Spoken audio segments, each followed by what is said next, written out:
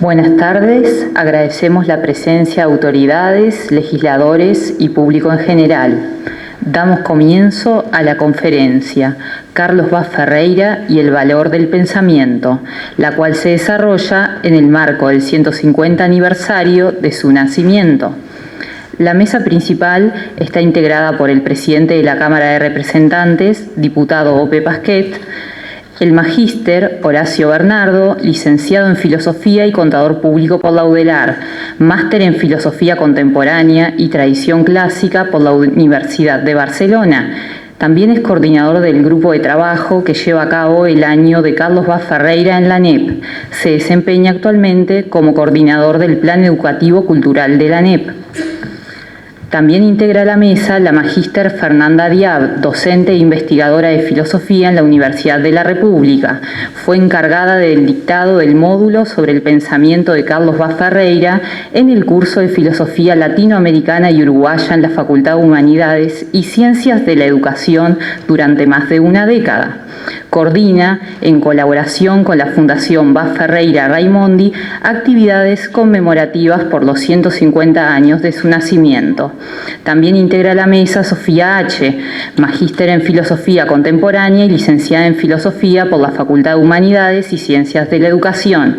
Actualmente se desempeña como docente en la Facultad de Información y Comunicación, también en la Unidad Académica de Bioética de Facultad de Medicina de la UDELAR.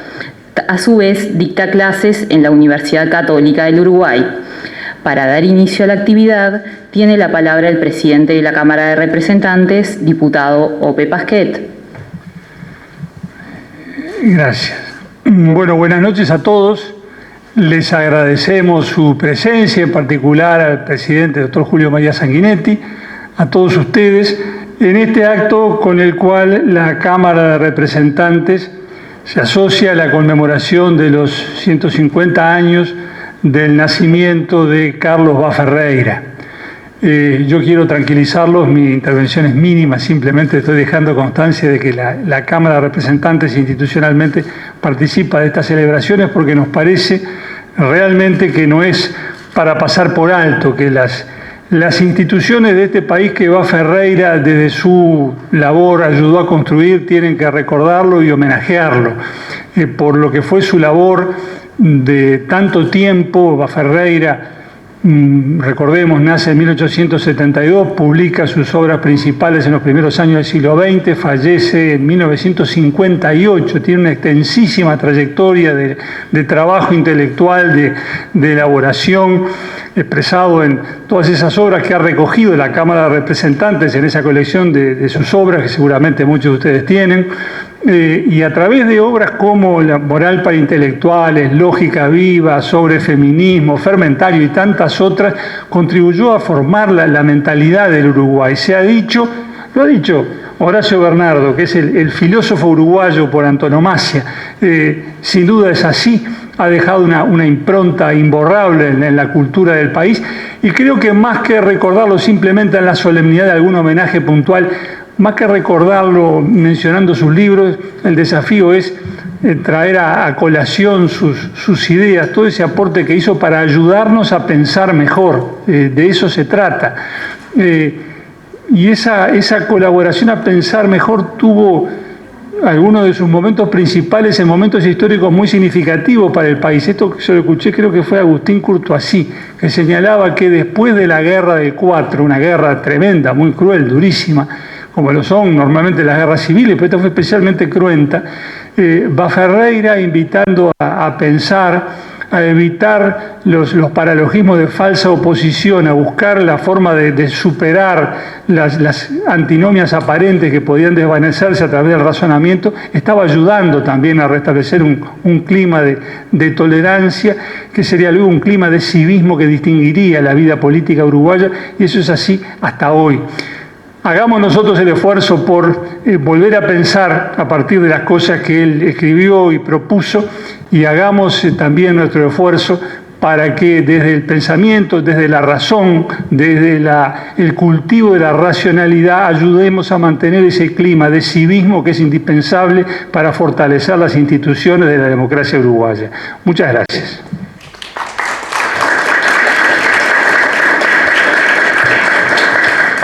Agradecemos las palabras del presidente de la Cámara de Diputados. A continuación, tiene la palabra el magíster Horacio Bernardo.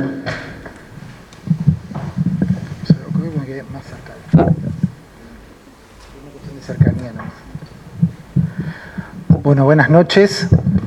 ¿Se escucha bien?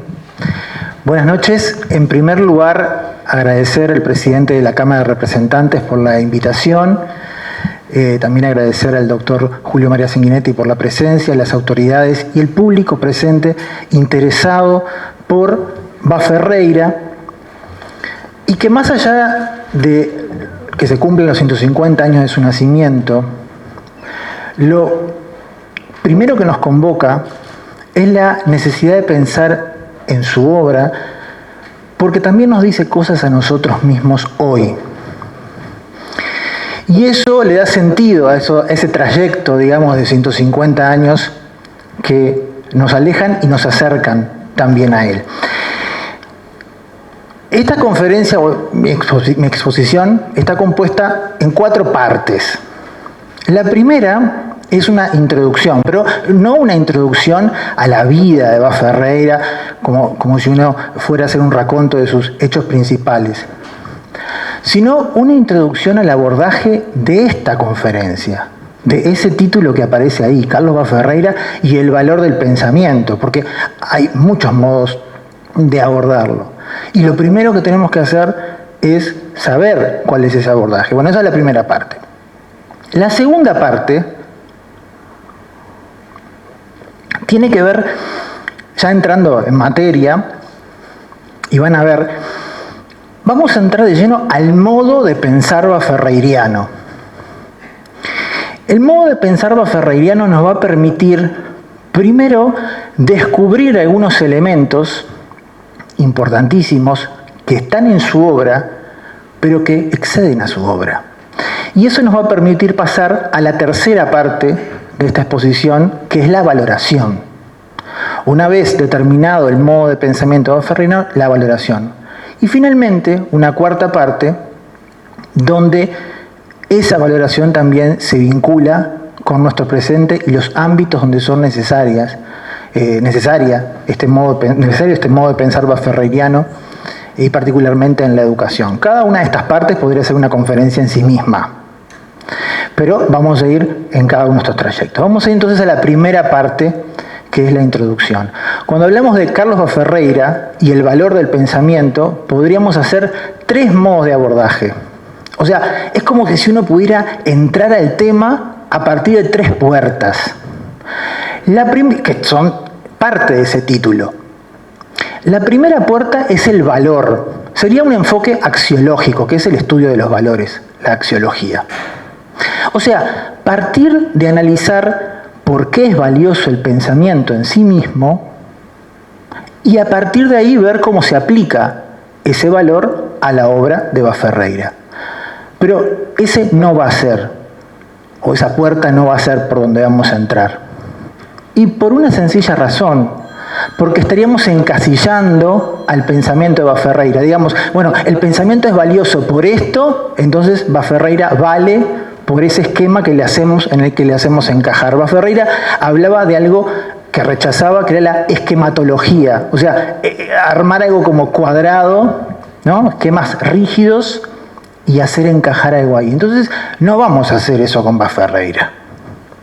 Por lo tanto, esa no va a ser la puerta de acceso. La segunda sería empezar por el propio Baferreira, por la obra y por la vida de él. Sería un enfoque historiográfico, o sea, un análisis de la época de Baferreira, y a partir de esa obra baferreiriana ver, bueno, qué valor le dieron sus contemporáneos o incluso nosotros mismos. Pero ese tampoco va a ser una vía de acceso. ¿Por qué?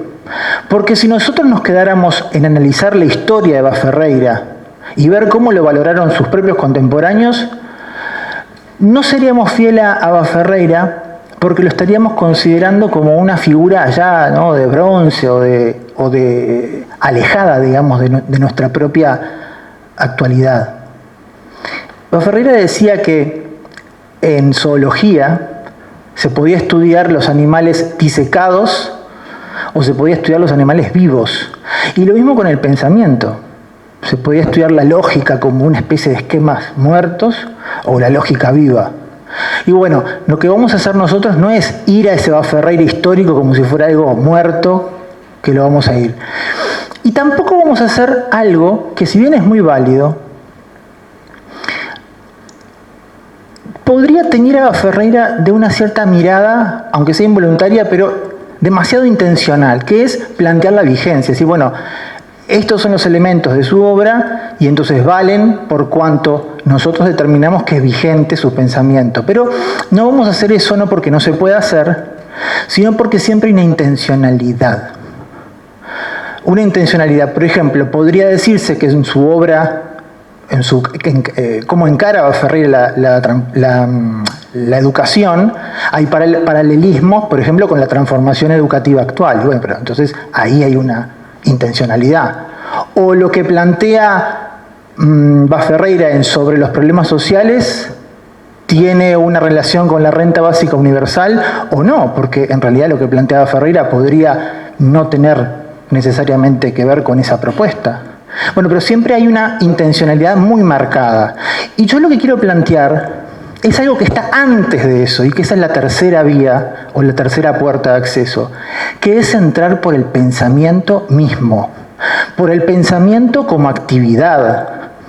Es decir, ¿cuál es el estilo de pensamiento de Ferreira que se despliega en su obra, que se despliega en su vida, pero que está más allá de cualquier tema puntual? O sea, es como si yo les invitara a pensar esto. Si ustedes quisieran tener un estilo de pensamiento ferreiriano, ¿qué tendrían que hacer?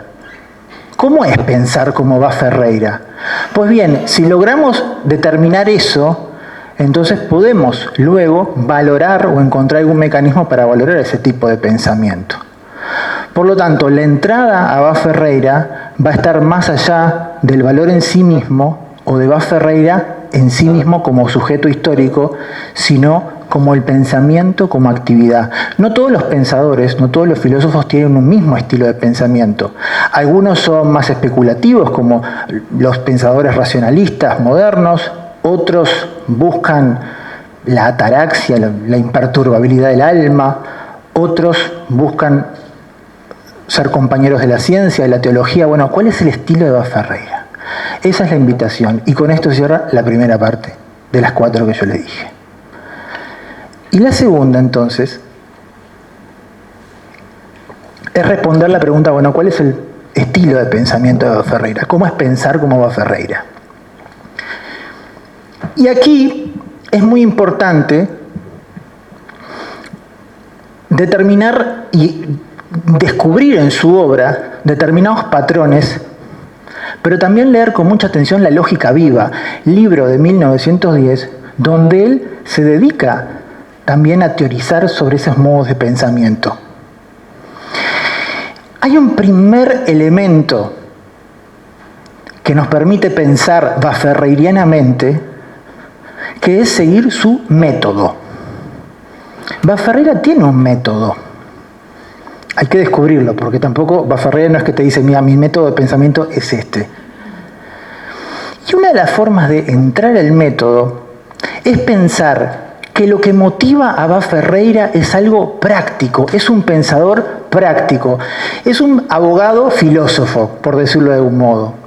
Y su objetivo es el siguiente, que parece muy fácil, pero es una sabiduría práctica. Y es toda la obra de Ferreira, y esto es una hipótesis, pero que la someto también al juicio de ustedes, toda la obra de Ferreira está dirigida a pensar de este modo que les voy a contar. Analizar o tomar una cuestión, que puede ser un problema, un caso,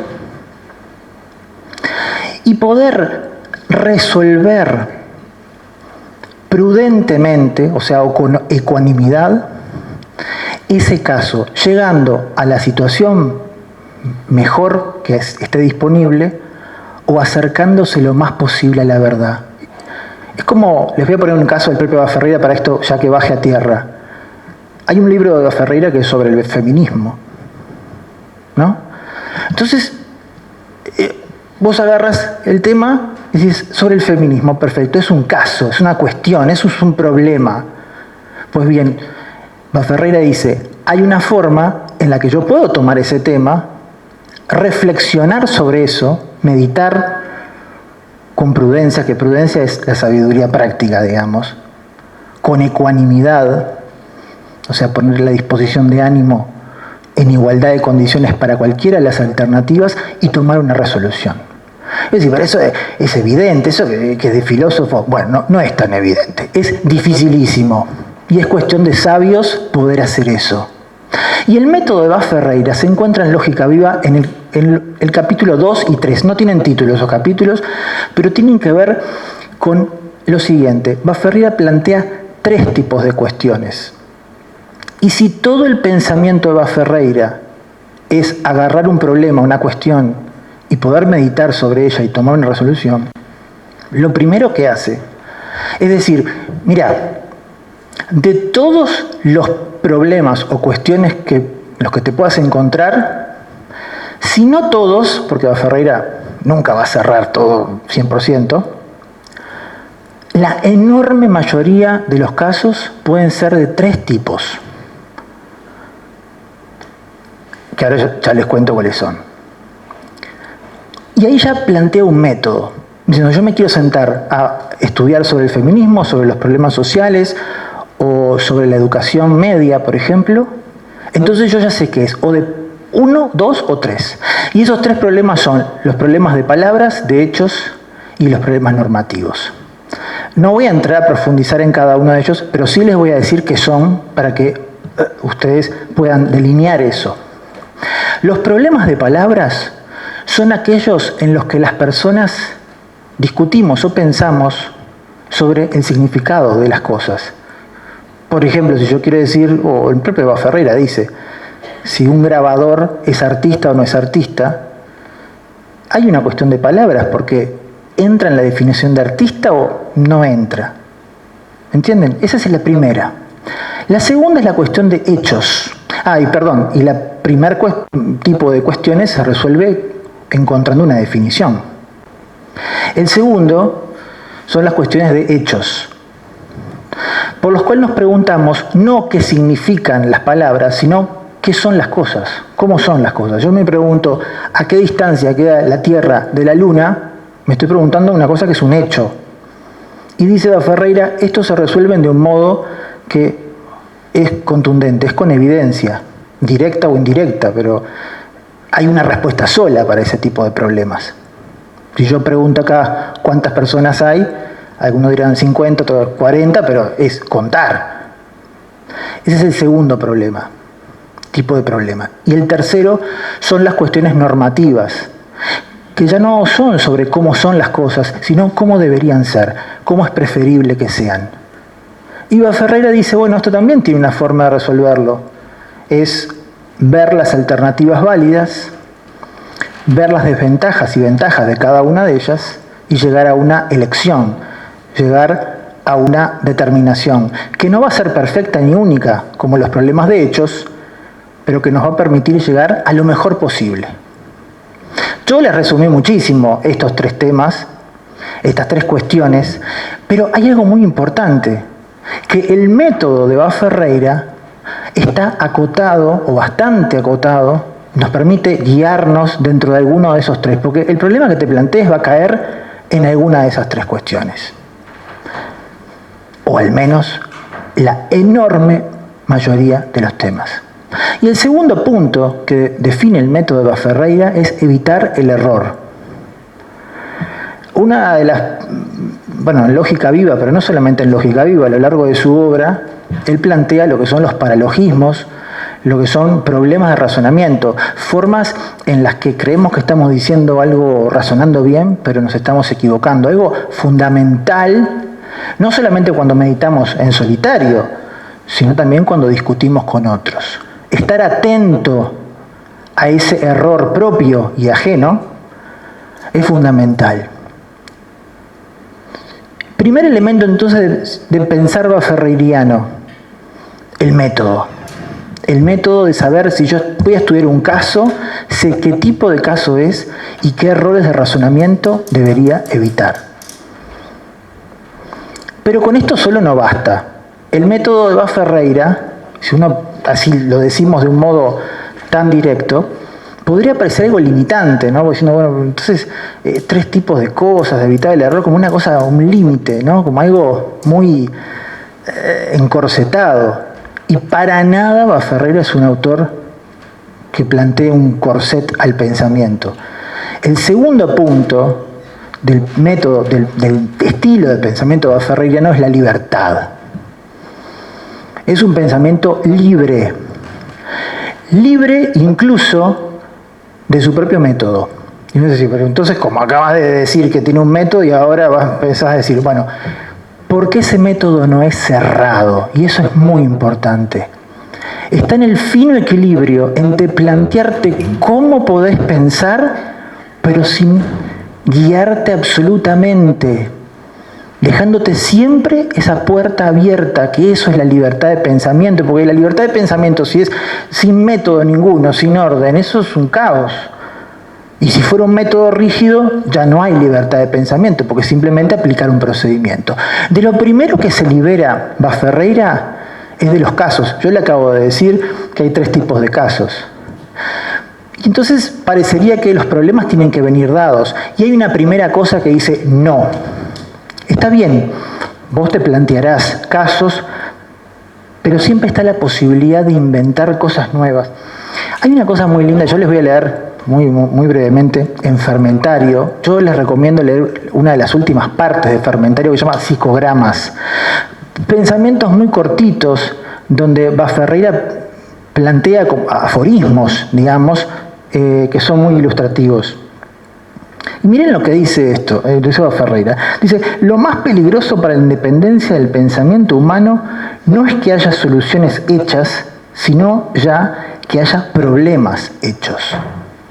O sea, si la idea del método parte por resolver cuestiones, problemas, bueno, la primera libertad es poder plantearse los propios problemas. Hay también la libertad que tiene que ver con el criterio. Uno podría decir, bueno, para cada uno de estos tipos de problemas hay un criterio rígido.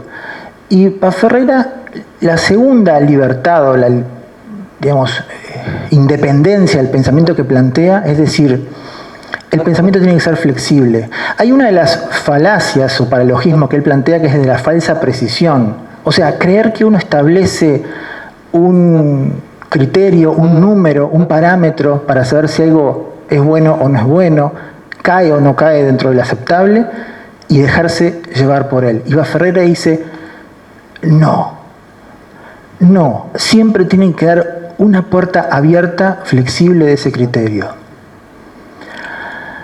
Y hay algo muy actual también, si bien yo dije que no iba a hablar de vigencias, pero no puedo evitarlo, que él se libera de los sistemas. Y hay algo que es muy importante que él plantea también en Lógica Viva, que es dos formas diferentes, que es pensar por sistemas de ideas o pensar por ideas a tener en cuenta.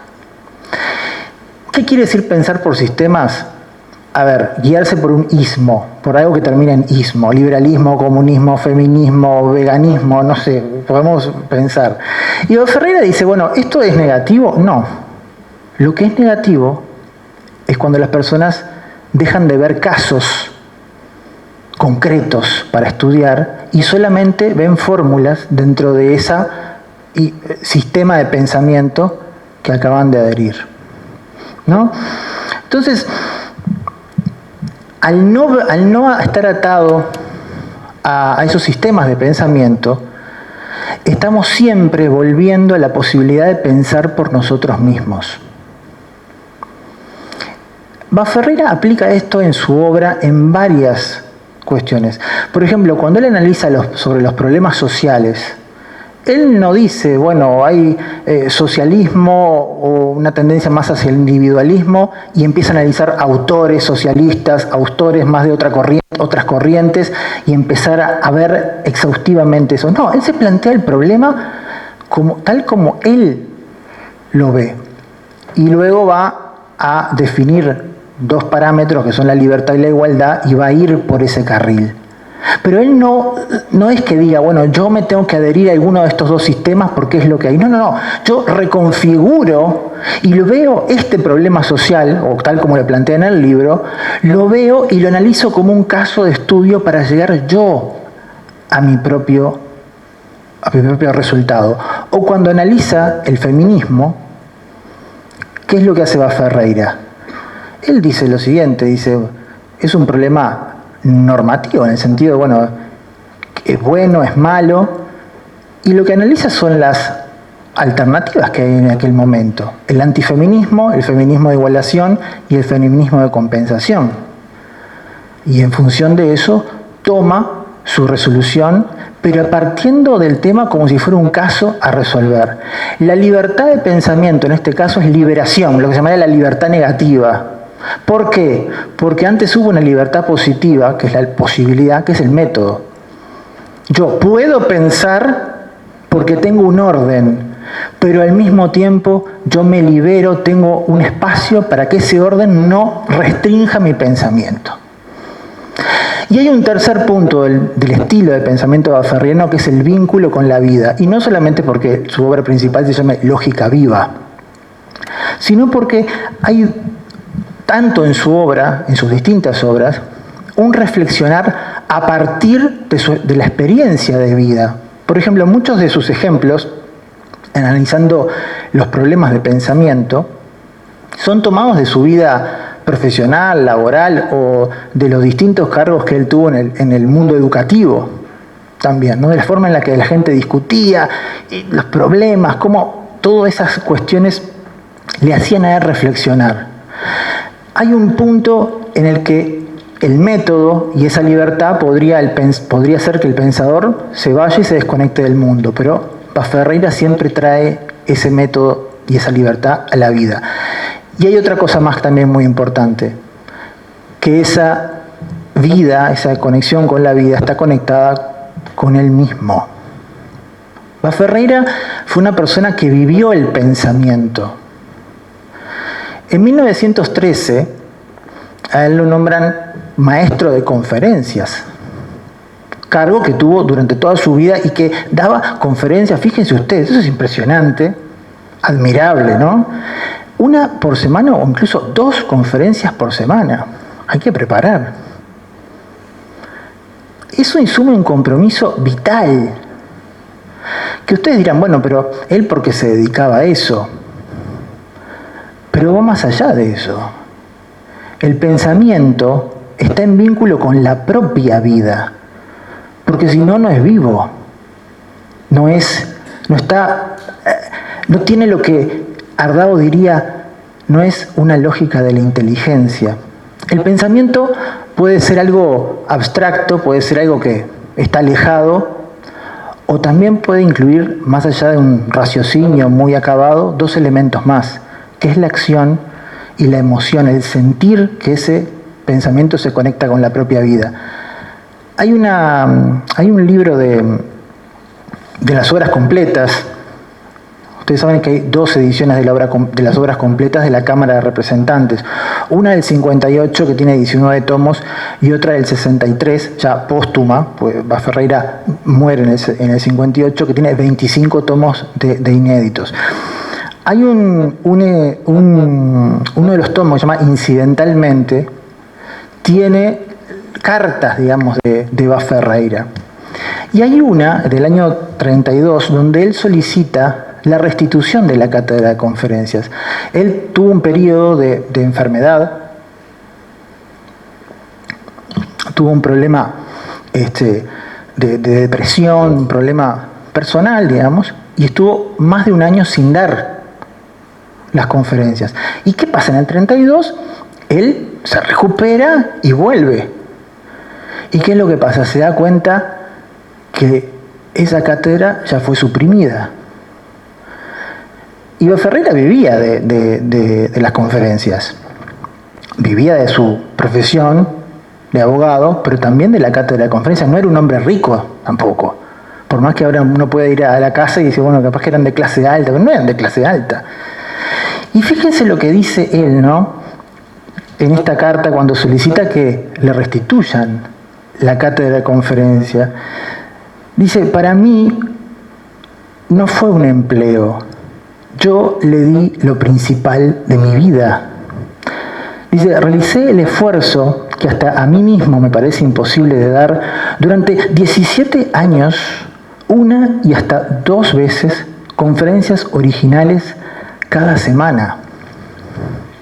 ¿Cuántas veces me he encontrado a altas horas de la noche resolviendo todavía cuestiones, ultimando detalles de exactitud y de sinceridad? Y a ese puesto sacrifiqué no solo mi reposo y mis placeres, no solo eso, estos son aspectos que no sería oportuno mostrar aquí, sino lo principal de mi posición económica en las oportunidades que se me ofrecía el ejercicio de mi profesión. Pero además, lo que es mucho más, es mi misma obra intelectual, pues desde que me entregué a esta actividad, a las conferencias, dejé de escribir libros para hacer conferencias, que la universidad entonces no recogía, o sea, no había versiones taquigráficas. Bueno, y sigue diciendo, ¿no?, pero es una carta donde muestra el compromiso vital con ese pensamiento. Y el ejemplo de Ferreira no solamente está en su obra, sino en su propia actitud frente al pensar. Actitud que parte de ese compromiso vital, no, un método y una serie de restricciones o de libertades no son más que algo que puede estar en un libro si no se siente que ese pensamiento también es parte de uno mismo. Y esto nos lleva a pensar, y con esto paso a la tercera parte de la exposición, a la valoración. Bueno, uno puede decir, bueno, todo esto muy bien, el método, la libertad, precioso, pero esto no se trata de una exaltación a Ferreira, de venir a decir, bueno, el método es perfecto, porque no es perfecto. Cuando uno abre esa libertad de pensamiento, aparecen problemas que se tienen que asumir. En primer lugar, que no hay soluciones perfectas. Ferreira es alguien que nos exige mucho si queremos pensar como él, porque nos insume incorporar la incertidumbre. Se puede discutir sobre feminismo, problemas sociales, sobre educación, sobre una multiplicidad de temas que están en la obra de Ferreira, incluso, ¿saben qué?, hasta la métrica de los poemas, porque hay uno de los volúmenes que está dedicado a eso. O sea, uno puede discutir y tomar cualquier tema, pero siempre sabiendo que no hay un criterio perfecto, que siempre hay una apertura al error. Y eso es muy difícil, porque lo más fácil es polarizarse, es adoptar un sistema de pensamiento, porque eso da seguridad a las personas, dice el propio Ferreira. Cuando las personas tienen certezas, las personas creen y se sienten seguras, pero ¿saben lo que pasa? Pierden libertad. Y la libertad tiene ese costo, y eso no es fácil siempre. La valoración de la obra de Ferreira, y si quisiéramos ser ferreirianos, tendríamos que admitir esa apertura, pero que es una apertura también a la incertidumbre.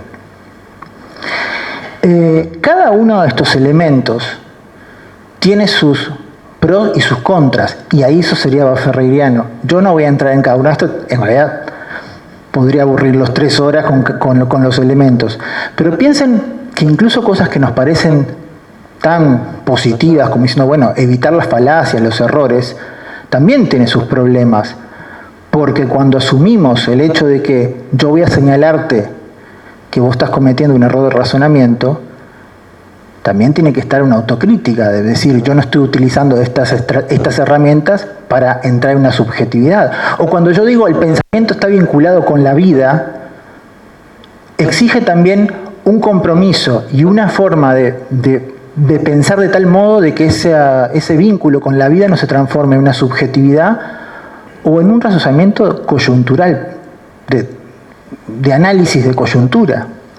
En Bas Ferreira, inclusive, ni la ciencia es un límite, porque él también tenía una apertura hacia la trascendencia. Él decía que la ciencia es metafísica solidificada. Él pone un ejemplo que es muy, muy lindo. Dice, el ser humano es como que vive en un océano cuyos límites no conoce. Pero en ese océano hay parte de esa agua que se transformó en témpano, como una especie de iceberg. Y entonces los seres humanos se trepan a ese iceberg, a ese témpano de hielo que está hecho con la misma agua, ¿no?, del propio océano, y entonces lo estudian, lo miden, mira el témpano mide tal cosa, pero alguien tiene que tirarse y nadar, aunque sepa que no va a llegar a ningún lado. Bas Ferreira no es un autor que inclusive cierra el pensamiento a lo científico. Bueno, pero esa libertad cuesta. Esa libertad no es algo gratuito y no es algo que esté carente de exigencias. Y en la última parte, ya finalizando por supuesto esta exposición, yo quiero hablarles de cómo toda esta metodología puede ser valiosa también, o en qué ambiente, en qué ámbitos pueden ser valiosos.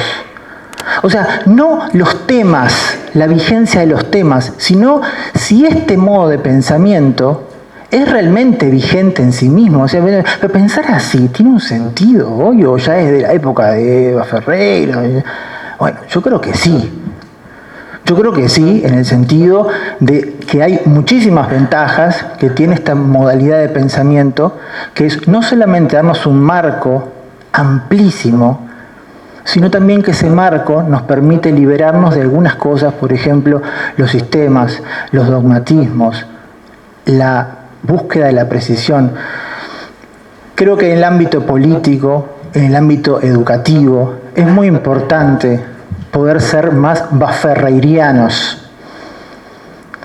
Yo, en lo que me toca también desde el punto de vista de la educación, creo que es muy importante también poder trabajar, y en ese sentido también estamos trabajando, y desde la UDELAR también se están haciendo muchas cosas, por mostrar en Bas Ferreira no solamente una colección de temas, y por eso el encare de esta conferencia, sino un estilo de pensamiento, un modo de pensar que también nos es muy enriquecedor hoy. Y al mostrar un estilo de pensar, más allá de los temas en sí mismos, también se conserva la libertad de quien recibe ese estilo para aplicarlo a otros temas. Hay un fino equilibrio que es importantísimo, y que resume un poco lo que veníamos hablando, que es entre guiar con un método y dejar la libertad de que ese método no oprima el pensamiento. Y en eso Bas Ferreira es un gran exponente que no solamente combina ese justo medio, sino que además se vincula con la vida. La vida que también es nuestra vida y que es nuestra posibilidad de seguir manteniendo vivo a Bas Ferreira en nuestra forma de pensar. Muchas gracias.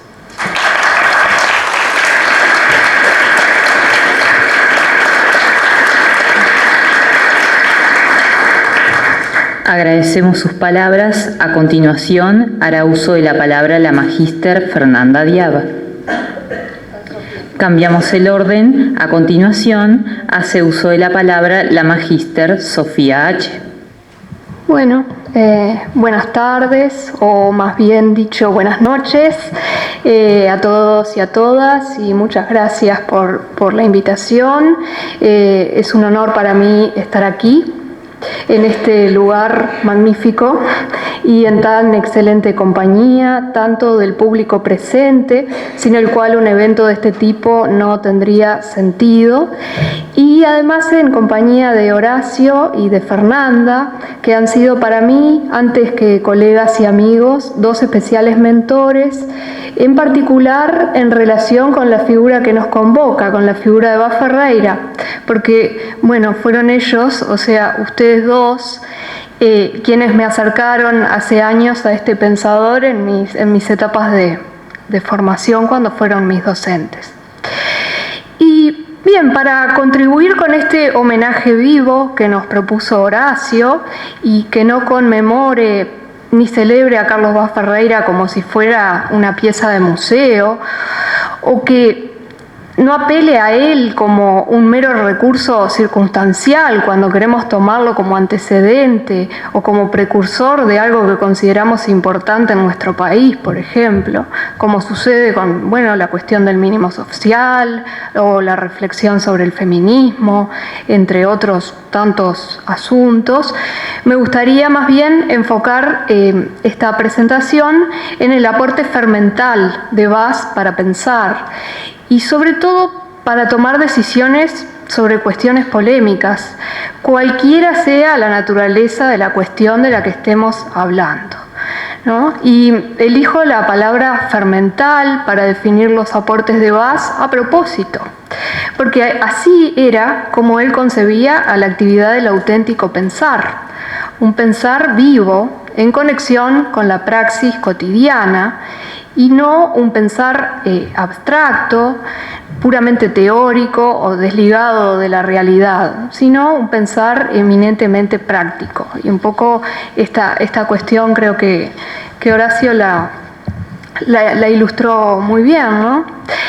Entonces, digamos que podríamos decir que, por un lado, este modo de pensar juega un papel crucial. En este modo de pensar, juega un papel crucial la experiencia o, a falta de ella, el llamado instinto o sentido empírico, que es un concepto que utiliza Bas, ¿no? Es decir, en la dilucidación de una cuestión, a la hora de una toma de una decisión, cobra gran importancia tener en cuenta lo que se ha hecho, la experiencia previa. Pero si esta experiencia previa no existe, bueno, ¿qué hacemos? Bueno, lo que se siente que debería hacerse, ¿no? En este sentido, esta cuestión que Horacio recalcaba de este racionalismo en Bas, que no es un racionalismo de cátedra, un racionalismo muerto, sino que se combina con la apelación a la experiencia, ¿no? Asimismo, podríamos decir que este carácter práctico o aplicado del pensar en Bas está íntimamente unido al montón de cuestiones sobre las cuales Bas se ha preocupado y ha tratado no solo de entender, sino en muchos casos además de tomar posición y resolver, tales y como, bueno, las cuestiones pedagógicas, las cuestiones psicológicas, lógicas, sociales, políticas, las metafísicas, ¿no? Cuestiones vinculadas con teoría del conocimiento, con filosofía jurídica, es decir, casi que yo a veces bromeo con esta cuestión de un Platón uruguayo, ¿no? De aquí además, digamos que podríamos extraer una conclusión más general, ¿no? Y en su conexión con la práctica, el pensamiento en Bas es sumamente valioso, ¿no? El pensamiento y la acción, a diferencia de lo que uno puede creer o opinar corrientemente, pensamiento y acción no se contraponen entre sí, tal y como advierte Bas, por ejemplo, en su obra Fermentario. Más bien, este pensamiento bien concebido tiende a disminuir o a inhibir la mala acción, y por eso es que es importante, ¿no? Entonces, digamos, quisiera retomar algo que Horacio ya dijo, esta cuestión tan interesante relativa a que la praxis del pensamiento en Bas constituye un método de trabajo, ¿no? Una forma propia de abordar las cuestiones, que lejos de pretender simplificar o esquematizar la realidad, muy por el contrario, reconoce su riqueza y su complejidad y advierte por esto mismo que al referir a la realidad o al pensar sobre ella y discutirla con otros, podemos incurrir en ciertos problemas, errores, o bueno, él los llamaba también paralogismos, ¿no? Sobre todo, bueno, en la lógica viva, que de algún modo podríamos decir que es la obra clave para entender el método de abordaje que subyace a las diferentes temáticas que Bas trabaja a lo largo de toda su amplia obra, ¿no? Ahora bien, el meollo del problema de pensar sobre la realidad para Bas podríamos decir que es doble, ¿no? Por un lado, porque la realidad es compleja. Pensemos, por ejemplo, en un componente de esta realidad bien concreto, los seres humanos, cada uno de nosotros.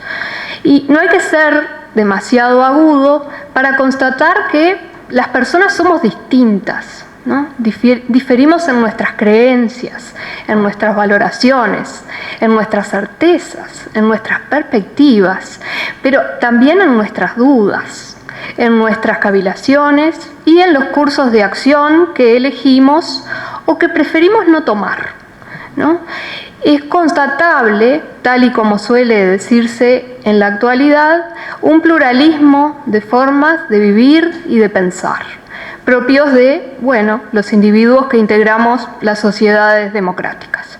Y ello constituye, sin dudas, un problema para la convivencia, porque estas diferencias explican que muy a menudo nos ensarcemos en discusiones en torno a cómo entender un asunto, cómo juzgarlo, qué relación o qué decisión tomar en tal o cual situación, ¿no?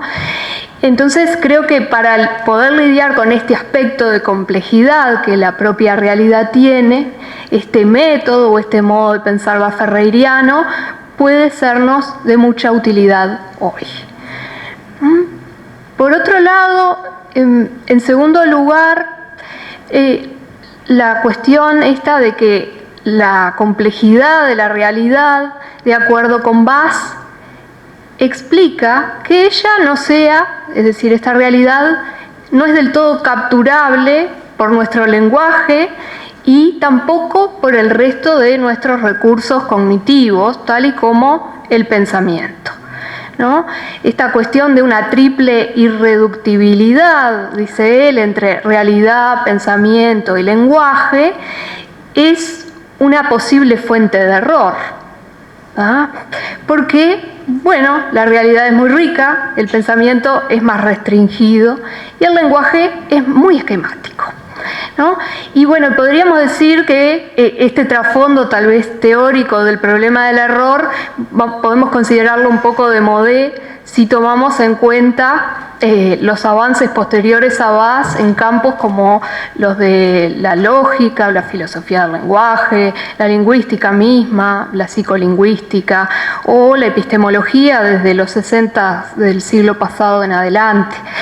Pero no por ello esta cuestión de que, bueno, de que el lenguaje y el pensamiento y la realidad sean como instancias no reducibles unas a las otras y ello sea una explicación de los errores que cometemos al razonar, sea, bueno, en algún punto bastante sugestivo, ¿no? Bien. Volviendo, no obstante, a esta cuestión de la complejidad de la realidad, podríamos decir que esta complejidad, lejos de significar un problema en un sentido negativo, constituye más bien un desafío, una oportunidad para una forma de pensar como la de Bas.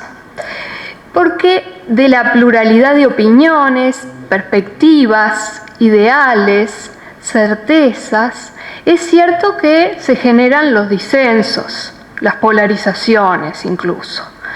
Las polarizaciones pueden llegar a constituir esto que Bas denominaba falsas oposiciones. Pero, sin embargo, de estos disensos tan inevitables y que a veces pueden llegar a ser tan profundos, puede aspirarse a que surja el diálogo y con él la posibilidad de acercar y enriquecer las posiciones en juego e incluso también arribar a una solución, no perfecta, no perfecta, pero tal vez la mejor posible. Y esta, creo, es una de las enseñanzas que puede dejarnos Vaz. La de sospechar si en relación con un tópico, por ejemplo, encontramos solo dos opciones polarizantes, dos extremos. Porque en relación con este tópico seguramente existan además muchas otras explicaciones o cursos de acción intermedios posibles que desde posiciones polares no hayamos considerado y que nos permitan dar cuenta de la realidad o intervenir en ella de una forma más equilibrada o más justa, ya sea para acordar con otros o simplemente para enriquecer nuestra propia perspectiva, ¿no? Entonces, abusar la perspicacia para encontrar o para dar cuenta de los matices de la realidad, graduando con esto nuestras creencias acerca de la misma, son aspectos sobre los cuales ha insistido fuertemente Vaz Ferreira. Esto que Horacio ha denominado la ecuanimidad como propósito del pensar en Vaz, ¿no? Entonces, por supuesto que reconocer los matices no nos va a permitir eliminar las diferencias de opinión. Esto a no engañarse. Y tampoco Vaz Ferreira pretende esto en modo alguno, ¿no? Más bien el modo de abordaje en Vaz, en todo caso, busca que podamos discernir mejor en qué se fundan nuestras diferencias. No para dejarlas de lado, sino para, valiéndonos de ellas, tomar mejores decisiones, que muchas veces nos involucran a todos, ¿no? Esto es, si se trata de diferencias, por ejemplo, en relación a cómo consideramos un hecho, o en cambio, si se trata de discrepancias relativas a cómo lo valoramos, o bien si nuestro disentir es de índole verbal o terminológica, es decir, si la discusión involucra cuestiones de hecho o explicativas, cuestiones normativas o bien cuestiones de palabras. Porque estos tres tipos de cuestiones son las modalidades puras, típicas, que suelen asumir, según Vaz, los asuntos a los cuales referimos o sobre los cuales discernimos o discutimos, ¿no? Por supuesto que este tipo de cuestiones suelen estar mezcladas y entreveradas entre sí en una diferencia de opinión, pero puede ser un buen ejercicio para tratar de desenmarañar una discusión, empezar por evaluar si es posible en algún grado tratar de distinguirlas para establecer precisamente niveles presentes en una disputa, ¿no? Y el último aspecto al que yo quisiera apuntar es uno que Horacio ha mencionado también y tiene que ver con otra característica del pensar en Vaz, ¿no? Y es el aplicarse directamente sobre los asuntos. La pretensión de no quedar encorsetado en un sistema previamente definido, ¿no? Que cual algoritmo nos vaya devolviendo soluciones preconfiguradas. De alguna forma, pensar, como dice Vaz, por ideas a tener en cuenta, ideas que han funcionado tal vez en algunos casos, pero sin las ataduras de un sistema o de un ismo, ¿no? De otro modo, podríamos decir que estamos perdiendo o estamos corriendo el riesgo más bien de perder la riqueza de la realidad y sus matices y de llegar a un punto en el que ni siquiera pensemos, ¿no? Es decir, aplicamos simplemente una fórmula. Entonces, en suma, digamos, para concluir, lo que yo quisiera es destacar que este método o forma viva del pensar en Bass es sí aplicable a diferentes materias, ¿no? Que es algo que creo que de algún modo venimos a reivindicar aquí, ¿no? Y entre sus virtudes encontramos en primer lugar su compromiso con la complejidad de la realidad, ¿no? Pero que aún así no reniega de la posibilidad de arribar a soluciones a los problemas o a las discrepancias suscitadas en ella, tomar decisiones útiles o valiosas, aunque las soluciones nunca sean perfectas. Es decir, ¿no? Un abordaje que tiene un fuerte componente pragmático, ¿no? Porque en alguna medida podemos decir que no nos deja sumidos ni en el escepticismo, ¿no? Es decir, esta idea de que nada puede hacerse, ni tampoco en una posición ecléctica, la idea de que, bueno, de que cualquier criterio vale, ¿no? Entonces, de algún modo lo que me parece que el valor de este modo de pensar de Bass Ferreira tiene que ver con esa cuestión de poder pensar directamente, también la posibilidad de graduar la creencia y la posibilidad que nos brinda o que nos permite abrirnos a la alteridad para decidir y para actuar mejor. Y yo creo que esto buena falta nos hace, tanto como individuos como sociedad. Muchas gracias.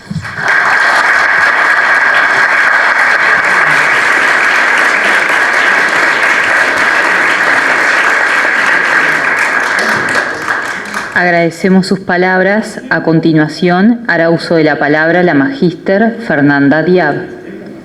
Bueno, muchas gracias. Buenas noches. Muchísimas gracias a Horacio por la invitación, gracias a ustedes por estar presentes. Especialmente quiero agradecer a la decana de la Facultad de Humanidades y Ciencias de la Educación, Ana Frega, que está aquí presente. Bueno, ya que estamos conmemorando el aniversario del nacimiento del creador de nuestra facultad, es un honor entonces que ella esté aquí. Para nosotros este año es muy importante, no solamente porque se conmemoran 150 años del nacimiento de Bass, sino porque se cumplen también 100 años de la publicación de una de sus principales obras, que es sobre los problemas sociales. Una obra a la que me he dedicado y que en particular estoy trabajando en mi tesis doctoral actualmente y sobre la que intento aportar en las clases y con los grupos que estamos coordinando en este momento en las actividades conmemorativas. Entonces, en esta oportunidad, en realidad, Bass escribió un montón, por lo tanto habría muchísimo para tratar, pero bueno, los colegas han introducido muchas de las temáticas que a mí me interesaba conversar y creo que lo importante de esto es que sea una conversación, así que voy a dialogar, aunque no me interrumpan, con ellos, pero después también con ustedes para plantear algunas preguntas. La idea es comenzar con un comentario acerca de la metodología que eligió Horacio al principio de su exposición, un comentario crítico, si es que lo interpreté bien, si no él luego me dirá y hará las aclaraciones correspondientes, para luego pasar a analizar algunos de los aportes realizados por Bass Ferreira, tomando de uno de los grandes especialistas del Uruguay en el pensamiento uruguayo y latinoamericano, y especialmente en Bass Ferreira, que ella mandó a Costa, que es la idea de la radicalidad del pensamiento de Bass. A partir de allí trabajaré dos puntos de los problemas sociales sobre los que me interesa reflexionar. Entonces, la primera consideración que quiero hacer sobre la metodología, que me llamó mucho la atención cuando intercambiamos acerca de lo que íbamos a hablar, es que Horacio eligió una distinción metodológica, es decir, una división entre tres posibles entradas al pensamiento de Bass, o una entrada axiológica, es decir, un análisis valorativo, una entrada por el análisis de su obra, que él interpreta como un estudio historiográfico, o un análisis por el tercer punto, que es la relación con la acción, con la experiencia, ¿no? Con el pensar como experiencia. Bueno, yo entiendo que estos tres elementos son complementarios y que el abordaje del pensamiento de Bas Ferreira, como la filosofía en general, tiene que tomar todos estos elementos.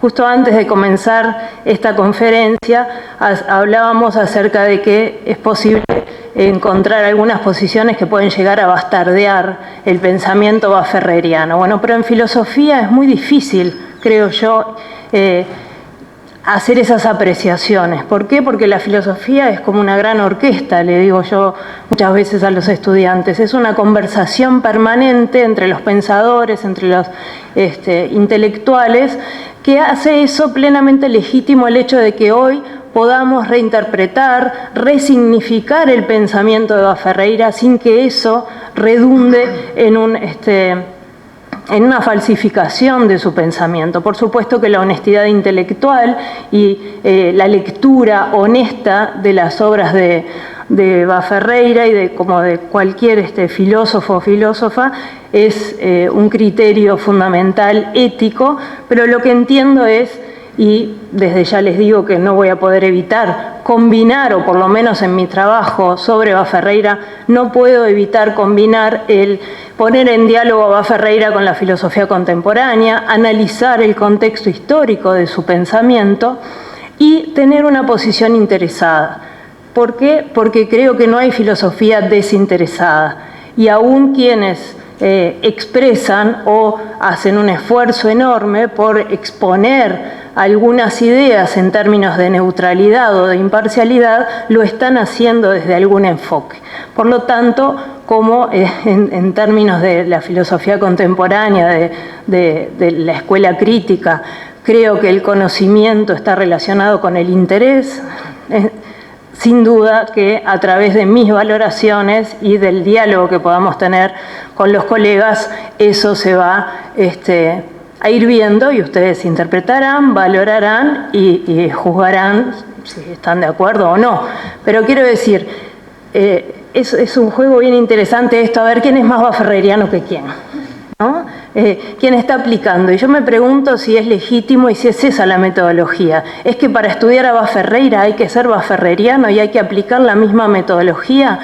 Como Bas Ferreira estaba, promovía el hecho de que, hay que evitar la sistematización, hay que evitar ver la realidad a través de lentes estructurados que no nos permitan interpretar el mundo de otro modo, porque claramente la realidad es tan compleja que no la podemos encerrar en esos sistemas.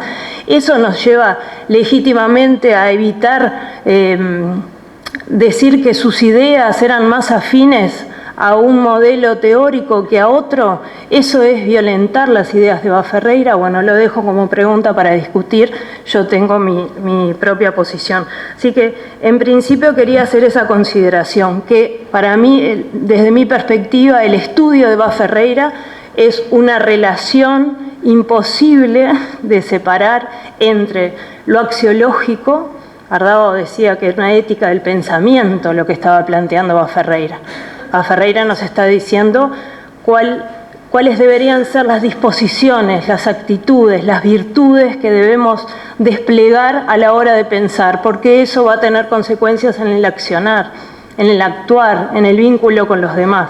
Por lo tanto, lo axiológico es imposible de separarlo del contexto en el que desarrolla su obra, porque esa es la materialidad de sus clases. Sus obras son mayormente la transcripción de clases. Bueno, ahí está también la materialidad y, por tanto, la experiencia. O sea que son tres elementos, su vida, ¿no? En este momento ya pasó el aviso, estamos organizando visitas guiadas a la quinta de Bas Ferreira con contenido filosófico, y la experiencia vital, esta relación entre la filosofía y la vida es inevitable.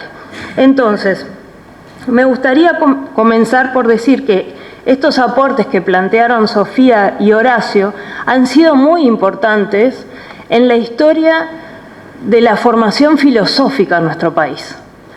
Bas Ferreira tuvo una incidencia enorme en los modos como se trabaja en el aula en la clase de filosofía.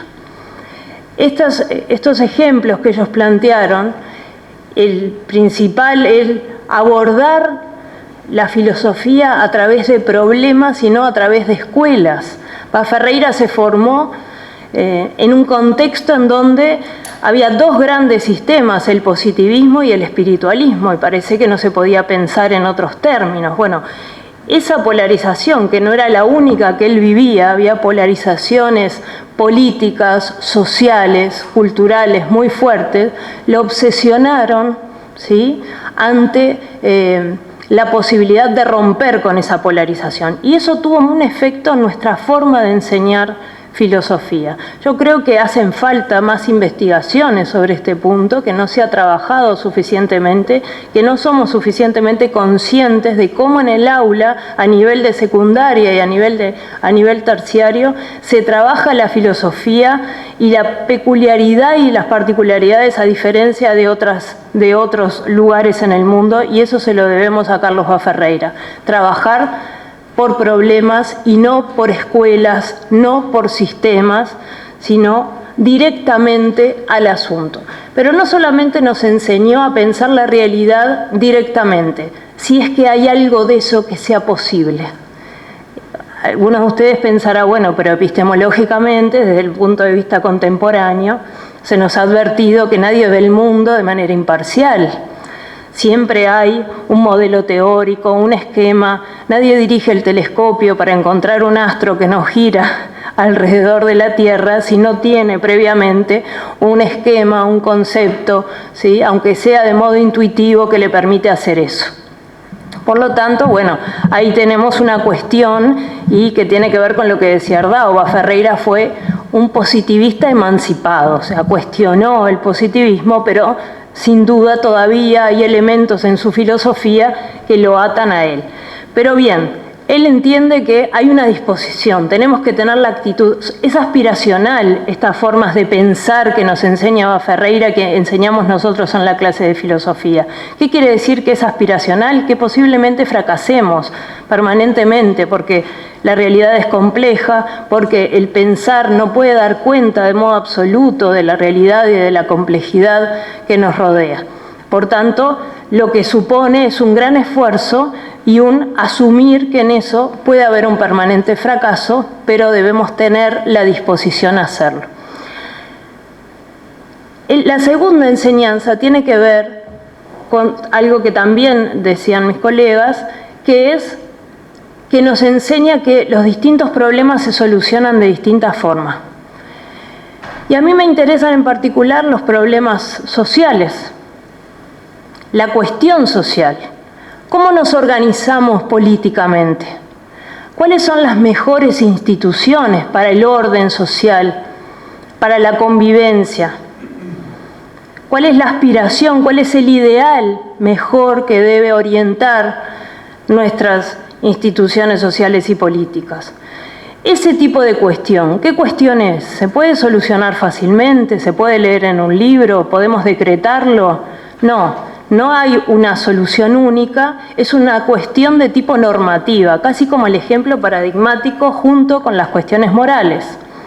Son cuestiones sobre el hacer. Esas cuestiones sobre el hacer para Bá Ferreira son las más complejas de solucionar.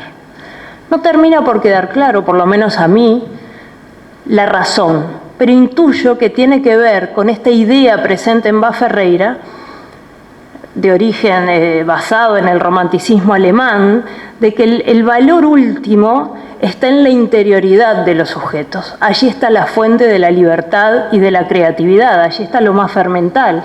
Y todo proceso de exteriorización, el lenguaje, la acción, supone alguna pérdida. La acción, la forma como nos organizamos, cómo dialogamos, cómo interactuamos, supone una externalidad y allí hay una complejidad. ¿Qué se suma a eso? Y esto es más claro, mucho más claro, la pluralidad de ideas. Por tanto, en la forma como nos organicemos socialmente no va a haber una única solución. Me interesa esto principalmente, y lo voy a hacer dialogar con la contemporaneidad, porque Hay una discusión perenne en la filosofía política, que es el área en el que yo más he trabajado, que es la discusión entre libertad e igualdad. ¿Qué es primero? ¿Qué es lo que más vale? ¿Puede haber libertad sin igualdad? ¿Puede haber o es legítima la igualdad si se coarta la libertad de los individuos?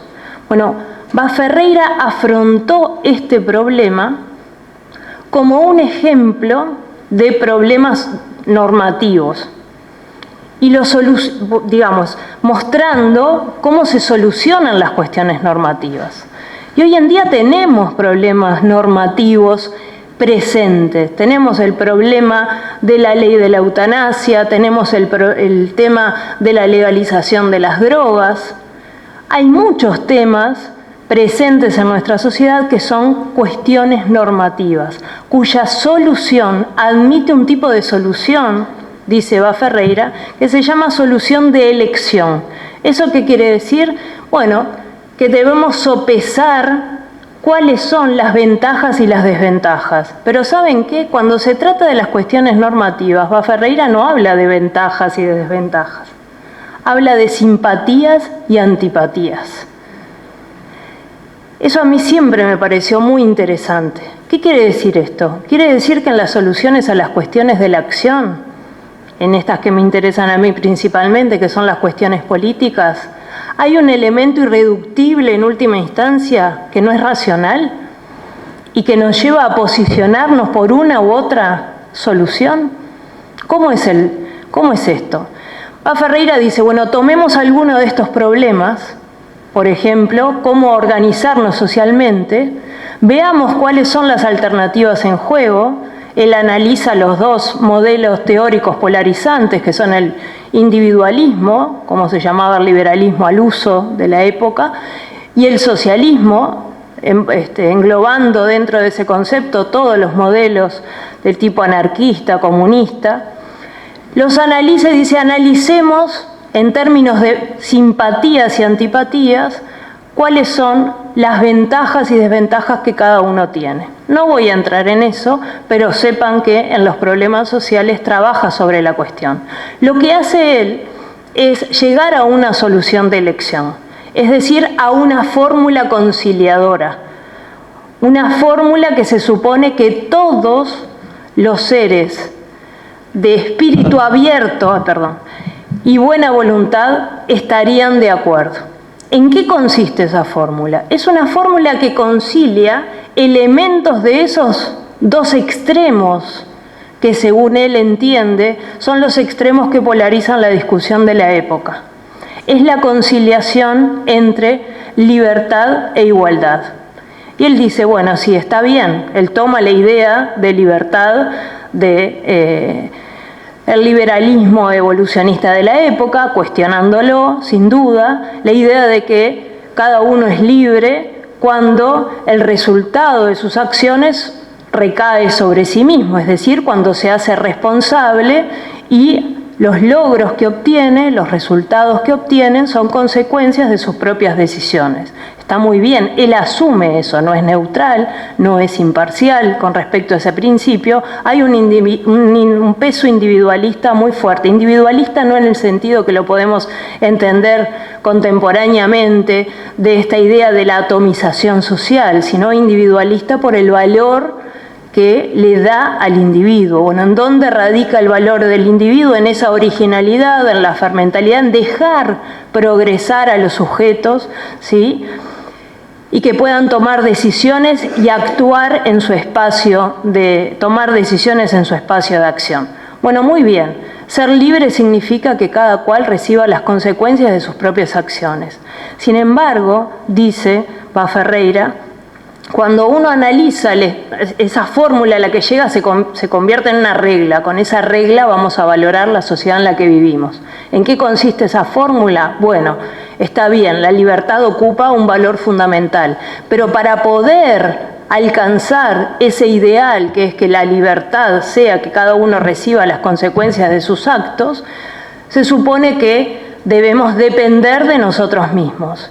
Y para poder depender de nosotros mismos es necesario que estén garantizados ciertos mínimos. Y allí aparece una idea que es radical en el pensamiento de Eva Ferreira. El uso que le da Yamandú Acosta al concepto de radical es bastante distinto al que estoy utilizando en este momento. Yamandú Acosta dice que el pensamiento de Eva Ferreira es un pensamiento radical porque sus raíces están enredadas, digamos, por decirlo metafóricamente, en el contexto social y cultural de la época, y que su pensamiento es un reflejo de esa sociedad, la sociedad de las medianías, la sociedad signada por el vallismo. Yo entiendo ese concepto y lo asumo también, pero entiendo que la radicalidad va un poco más allá, tiene que ver con la profundidad del tratamiento del asunto mismo. Ferreira está tratando la cuestión social y está yendo a la cuestión en profundidad de por qué el orden social vigente en su época, y tal vez nosotros nos tendremos que preguntar lo mismo con respecto al nuestro, por qué no funciona de acuerdo con la fórmula. Esa fórmula es, la describe con un conjunto de círculos concéntricos. Dice, bueno, tiene que haber, para que las personas sean libres y puedan competir libremente, es decir, no habla en términos de competencia ni de movilidad social, pero para que lo entiendan en términos contemporáneos, a lo que se está refiriendo es a eso. Bueno, somos libres en la medida que podamos partir. Vas a decir que vas tardeo, Ferreira. Es probable. Ya estás anotando. No, pero a ver, lo que quiero decir es esto. En el punto de partida, para que los individuos puedan ser libres y que sus acciones dependan de su propia voluntad, es necesario que no haya factores externos que intervengan en en el arranque, digamos, de esa carrera, ¿no? En el primer momento de esa carrera. Eso es lo que plantea él en una crítica que le hace a Spencer. Entonces, el núcleo central de esa fórmula debe ser el garantizar mínimos básicos, el Estado garantizando condiciones necesarias para que los individuos puedan partir de esa línea y definitivamente luego, de acuerdo con sus decisiones, llegar a resultados distintos. Es decir, lo que él propone es una igualdad en el punto de partida, no una igualdad en el punto de llegada. Él es muy crítico con respecto a esa igualación que él denomina homogeneizante y que cuestiona e identifica con el polo socialista. Luego hay que dejar a los sujetos a la libertad. Pero ¿qué pasa entre medio, digamos, de esos dos momentos? El punto de partida, ese mínimo social, ¿no?, que yo entiendo que es un planteo radical para su época y sigue siéndolo porque va a lo más profundo,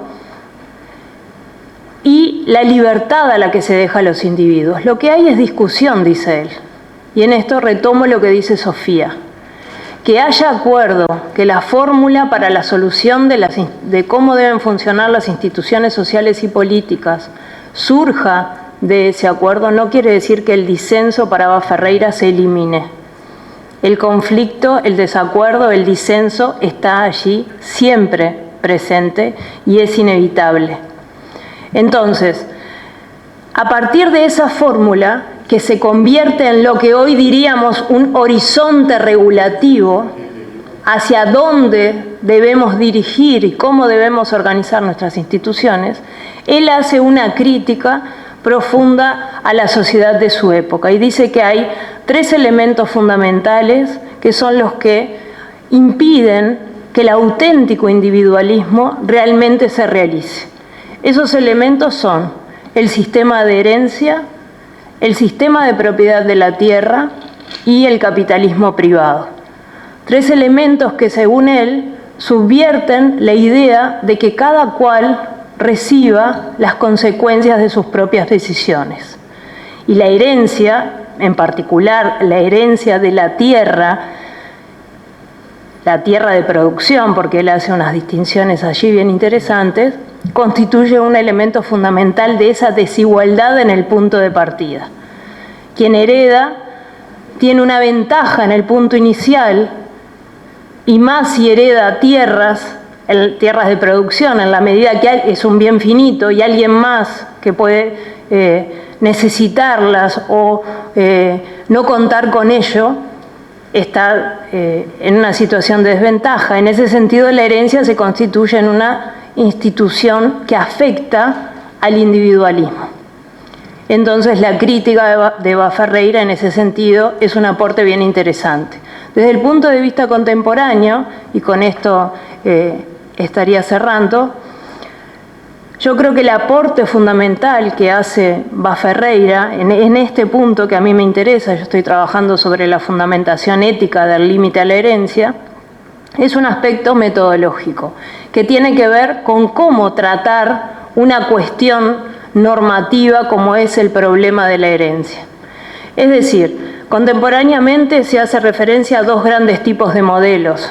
Los modelos que parten de una teoría ideal, un ideal regulativo que se postula como un modelo a seguir y se valoran las instituciones en función de ello, y modelos de tipo realistas, teorías reales que parten de los conflictos, de los intereses, de las relaciones de poder en una sociedad determinada y a partir de allí elaboran modelos y sistemas teóricos.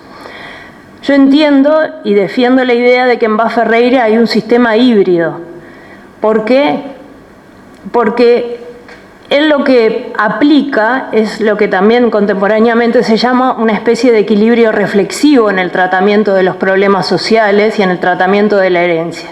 Esto quiere decir un ajuste entre nuestras intuiciones más básicas sobre la justicia y ciertos ideales fundamentados racionalmente. En el caso de la herencia, se trata de una institución que está muy instalada en nuestras sociedades.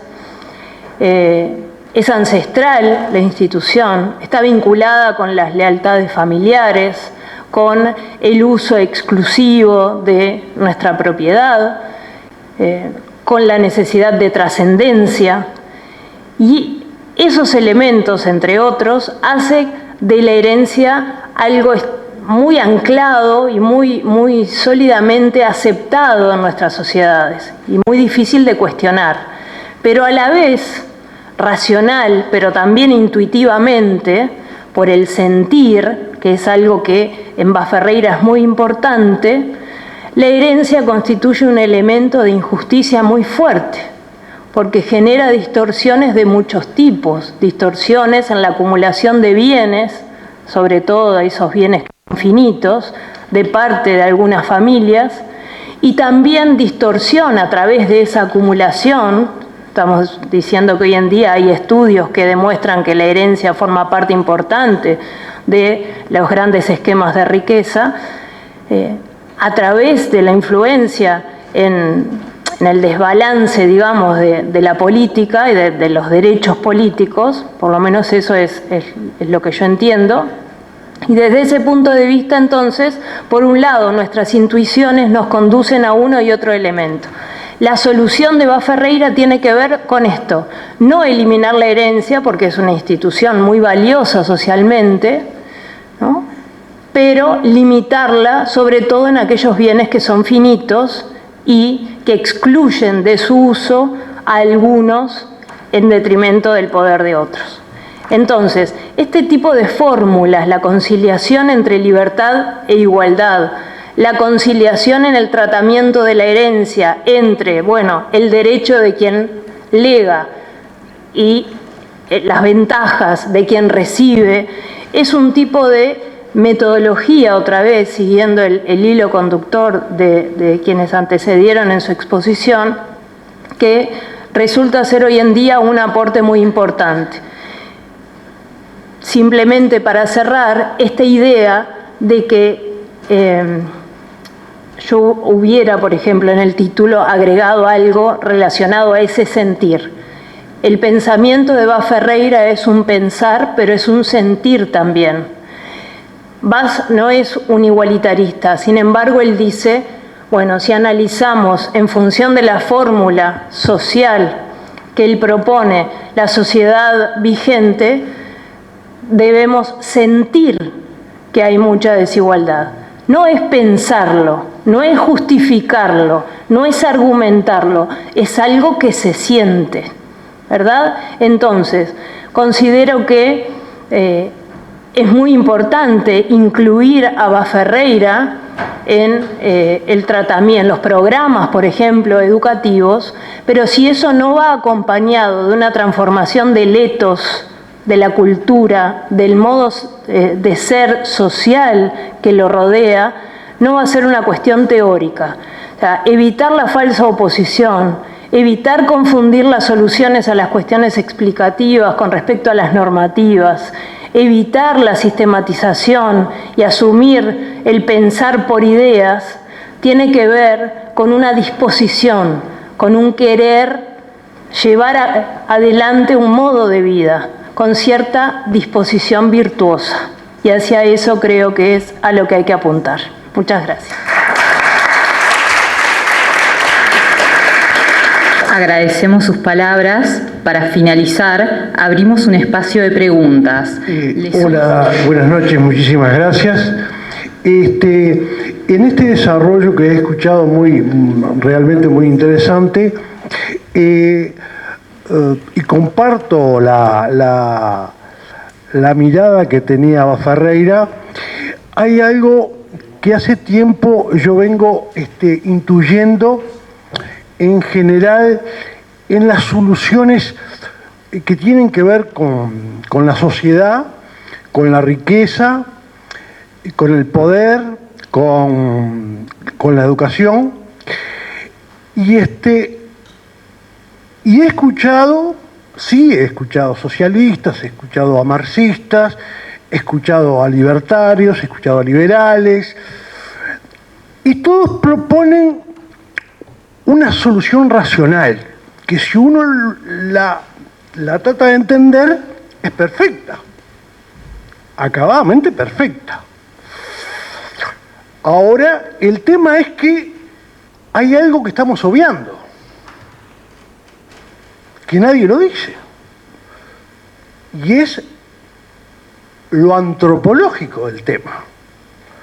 Nosotros no somos máquinas, nosotros somos animales.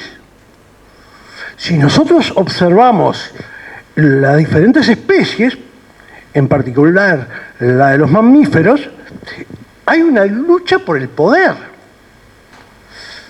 Es decir, siempre va a haber alguien que va a querer dominar a la manada o liderar la manada. Y nosotros no hay, ¿cuál es la diferencia entre nosotros y los monos o los gorilas? Que tenemos, que podemos abstraernos, que tenemos, yo qué sé, que podemos crear sistemas de pensamiento, pero nosotros, en lo más básico de nuestro organismo, nosotros tenemos los instintos. Y eso es lo que va a guiar nuestro accionar. Más allá de todo lo que aprendamos intelectualmente y racionalmente, nosotros tenemos algo muy básico debajo de la corteza, que es lo más primitivo. Y eso no nos podemos despojar de eso. Eso va a estar presente, como tú dijiste recién. Es decir, detrás de cada pensamiento hay una intencionalidad. Y yo diría, detrás de cada intencionalidad hay un instinto o una voluntad de poder. Eso quería aportar. Nada más. Mi nombre es Hamlet de los Santos, perdón. En primer lugar, agradezco la presencia de ambas, pero quiero contestar algunas cosas. Sobre todo en la exposición de Fernanda, que yo creo que hay algunos malos entendidos, o no, capaz que diferencias nada más, y está bueno plantearlas, así que acaba. Ahí va.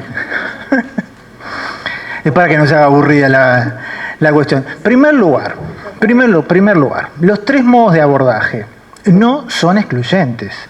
Y voy a hacer una una exposición performática. Si yo digo que esto es un libro, esto puede ser un libro de frente, puede ser un libro de perfil, puede ser un libro de canto, ¿no es cierto? Pero siempre es un libro. Yo puedo decir, puedo empezar por la tapa, puedo empezar por atrás o puedo empezar por acá.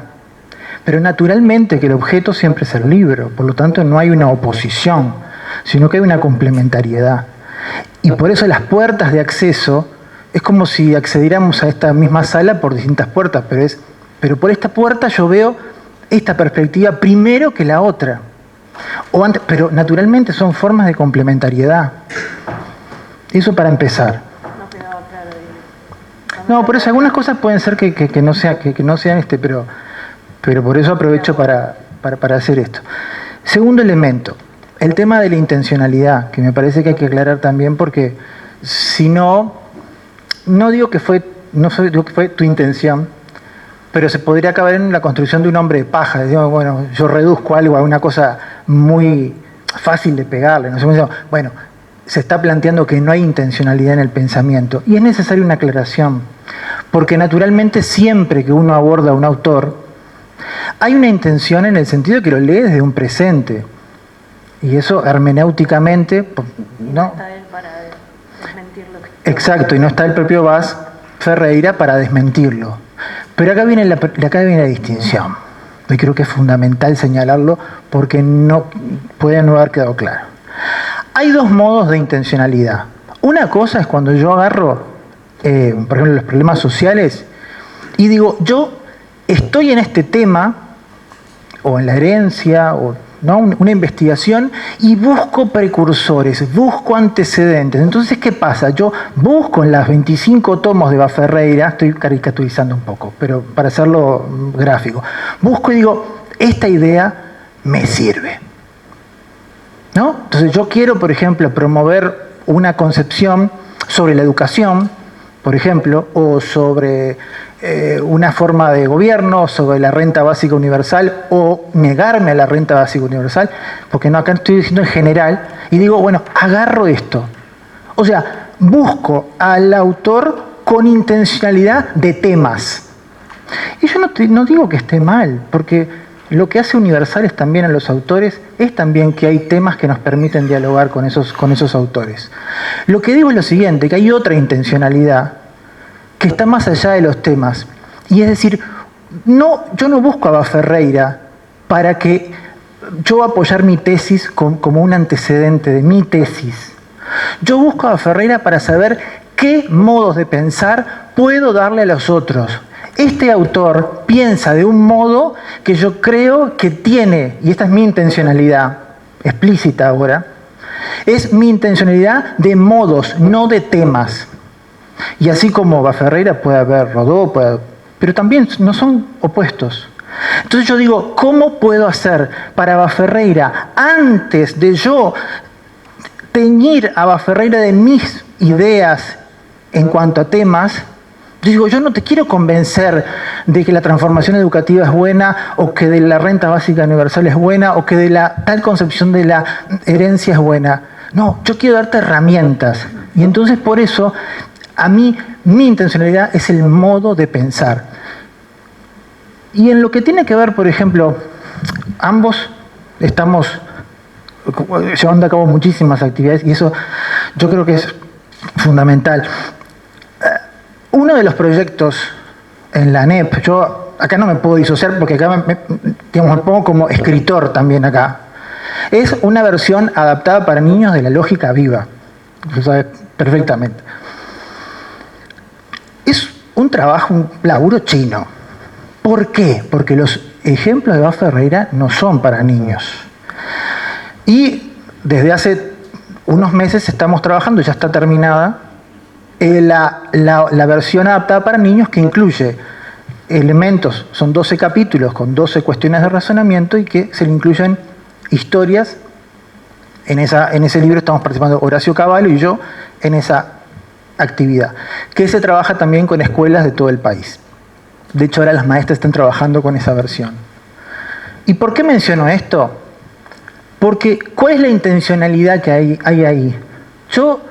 La intencionalidad es del modo del pensamiento, no de un tema específico. Yo no sé lo que va a pensar esa maestra, ese niño. Yo no quiero convencer de nada. Yo quiero que esa persona tenga una herramienta más y que esa herramienta sea explícita. Y esa es la intencionalidad. Y me obligas entonces a hacer una distinción entre intencionalidad de temas e intencionalidad de modos de pensar. Eso para decir. Y yo creo que es muy importante esa distinción, porque si bien yo estoy de acuerdo contigo, es imposible una neutralidad pura, una asepsia total, y sería ridículo en el siglo XX plantear una cosa así. Pero aún así, ¿qué intencionalidad mía puede ser la que le dé más libertad al otro? Para que la persona esa pueda pensar incluso distinto a mí, completamente diferente. Y son dos modos de intencionalidad, pero no es una aspiración de la neutralidad. ¿Tá? Yo creo que eso es fundamental. Y luego, ¿no? Y lo que decía Sofía cuando hablaba de esa complejidad, es fundamental. ¿Por qué? Porque esa complejidad es lo que nos... A ver, el desafío es cómo hacemos un pensamiento que no se transforme en un ismo, un bafferreirianismo, porque si somos de la secta de los bafferreirianos, bueno, ahí Ferreira se nos cayó. ¿Podemos reflexionar sobre Ferreira sin ser bafferreirianos? Por supuesto que sí. Por supuesto que sí. Pero la pregunta acá es ¿cómo podemos ser bafferreirianos? Y en ese sentido creo que es muy importante. Son algunas precisiones, sobre todo sobre la primera parte, Fernanda, de lo que dijiste, y por supuesto tenés la réplica de... No, me llamó mucho la atención que estando en un espacio donde tenemos la oportunidad de hacer con la lejanía de nuestras capacidades y obviamente poniéndonos en el lugar de humildad que corresponde, lo que hacía Ferreira, que era hablarle a la clase política, por ejemplo, ejemplificar. Entonces eso sonaba como a mucha imparcialidad, digamos. Bueno, no vamos a tocar temas que puedan ser sensibles, pero nada.